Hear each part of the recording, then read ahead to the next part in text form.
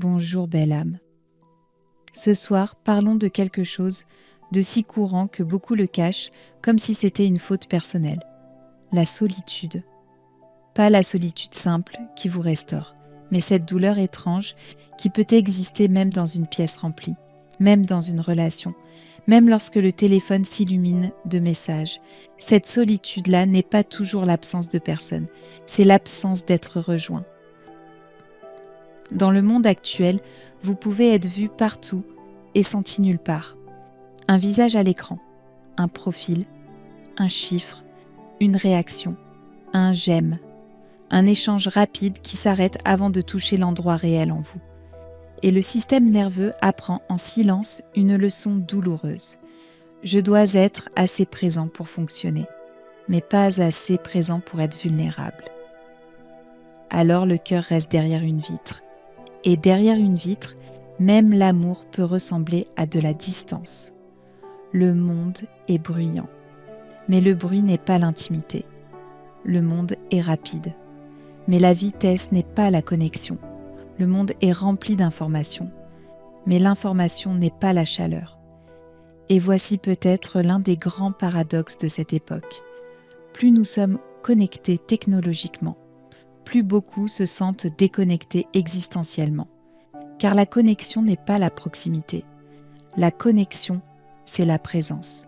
La solitude moderne commence souvent au moment où l'on perd sa maison intérieure. Non pas parce que l'âme disparaît, mais parce que le rythme de la vie ne laisse plus d'espace pour que l'âme parle. Travail, bruit, pression, comparaison, contenu infini, opinion infinie, stimulation sans fin. Et à un moment, l'être intérieur murmure « Je ne peux plus respirer ici ».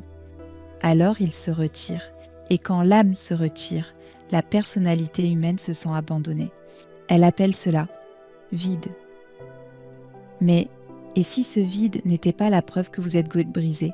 Et si ce vide était la preuve que quelque chose de vrai en vous refuse d'être remplacé par des substituts? Il existe une solitude qui vient du fait d'être invisible aux autres, et il en existe une autre, plus profonde, qui vient du fait d'être invisible à soi. Quand on a vécu trop longtemps avec ses vrais sentiments édités, ses vrais besoins diminués, sa vraie sensibilité traitée comme un problème.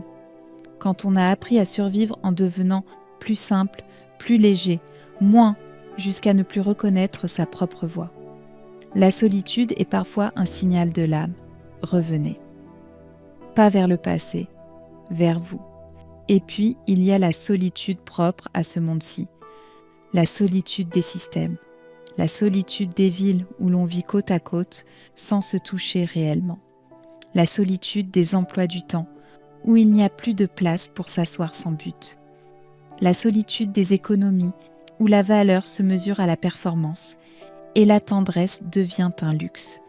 La solitude de la mise en scène où tout le monde va bien et où personne n'ose être vrai en premier. Et la solitude de la comparaison où l'on regarde des vitrines soignées de vies étrangères et où le mental croit être le seul à avoir mal dans l'ombre. Mais vous n'êtes pas le seul. Il existe des millions de cœurs silencieux derrière des sourires compétents. Il existe des millions d'âmes qui attendent la plénitude constante, la permission d'être humaine.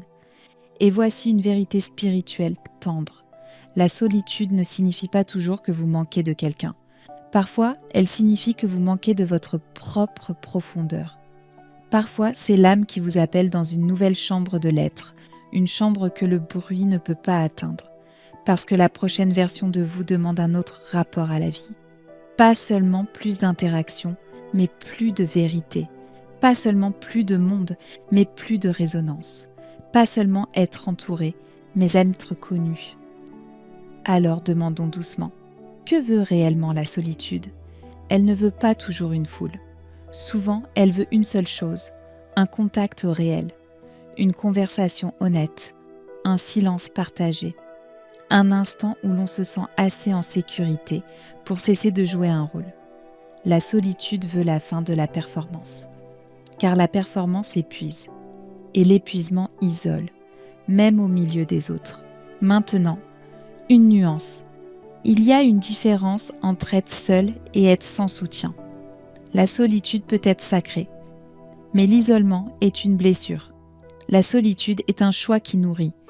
L'isolement est un état qui vide. La solitude ressemble à une respiration. L'isolement ressemble à une apnée. Et beaucoup aujourd'hui ne sont pas vraiment seuls. Ils retiennent leur souffle dans des vies qui ne respectent plus leur système nerveux. Alors le premier geste de guérison n'est pas toujours « trouver plus de gens ». Parfois le premier geste de guérison, c'est « arrêter de vous abandonner ». Arrêtez de vous forcer à aller bien dans des environnements qui vous rapetissent. Arrêtez d'appeler l'anesthésie normalité. Arrêtez d'appeler la survie personnalité.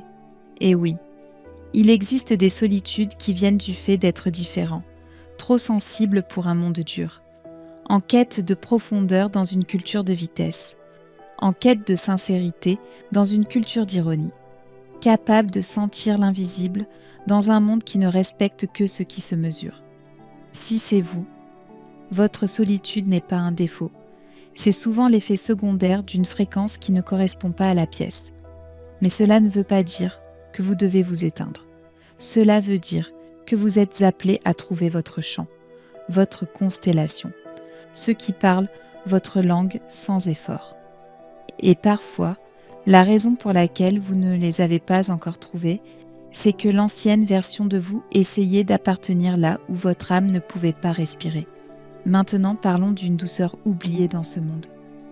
On nous a appris à être indépendants au lieu d'être interdépendants. On nous a appris à tenir seuls au lieu d'être tenus. On nous a appris que avoir besoin est honteux. Mais avoir besoin, c'est humain. Avoir besoin n'est pas une faiblesse. Avoir besoin est une architecture du cœur faite pour la rencontre. Et quand vous niez votre besoin assez longtemps, il ne disparaît pas. Il se transforme en vide, ou en amertume, ou en engourdissement, ou en cette pensée qui murmure « peut-être que je ne suis pas fait pour être aimé ». Cette pensée n'est pas la vérité, c'est un symptôme. Alors laissez-moi vous offrir un rappel, non comme une idée, mais comme une mémoire. Vous n'êtes pas seul parce que vous êtes indigne. Vous êtes seul parce que vous êtes conçu pour le réel. Et le réel est devenu rare. Mais rare ne veut pas dire impossible. Si vous souhaitez une pratique sacrée, simple, pas spectaculaire, essayez ceci. Quand la solitude vient, ne la chassez pas immédiatement. Asseyez-vous avec elle, comme on s'assoit avec un enfant la nuit, et demandez « De quoi me protégez-vous ? Qu'essayez-vous de me montrer ? Quelle vérité ai-je avalée trop longtemps ? Quel besoin ai-je prétendu ne pas avoir ? Puis, avec douceur, demandez « Quel est le plus petit pas honnête vers la connexion que je peux faire aujourd'hui ?» Pas le plus grand, pas le parfait, pas celui qui vous terrorise, le plus petit, un message vrai, une marche où vous regardez le monde dans les yeux, un mot de vérité prononcé à voix basse, un choix d'entrer dans un espace qui correspond à vos valeurs, une décision d'arrêter d'investir dans des relations qui punissent votre sincérité. Car la solitude ne se guérit pas par le fantasme, elle se guérit par le contact. Et le contact commence le jour où vous cessez de cacher votre vrai visage. Et si vous sentez que vous n'avez personne, écoutez ceci. Parfois, le premier quelqu'un n'est pas une personne. Parfois, c'est la terre. Un arbre qui ne vous demande pas de performer. Une rivière qui ne vous presse pas. Un ciel qui ne vous juge pas. Une pièce silencieuse où vous entendez enfin votre âme revenir. La nature n'est pas un remplacement de l'amour humain, mais elle est souvent un pont vers la vie. Et la vie peut vous ramener vers des humains, pas en poursuivant, en raisonnant.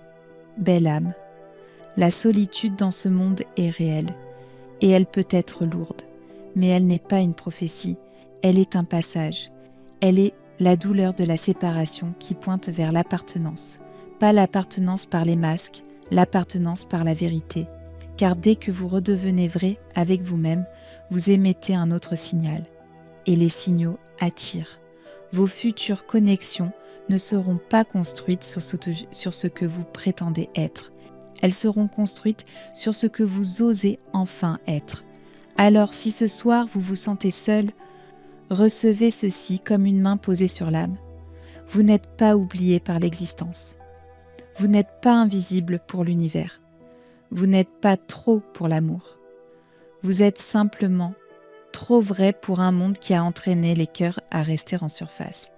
Et le fait que vous désiriez encore la profondeur signifie que votre cœur est vivant. Ceci est Ellaria. Si ce message résonne en vous, laissez-le se diffuser. Aimez, partagez, suivez cette voie de lumière.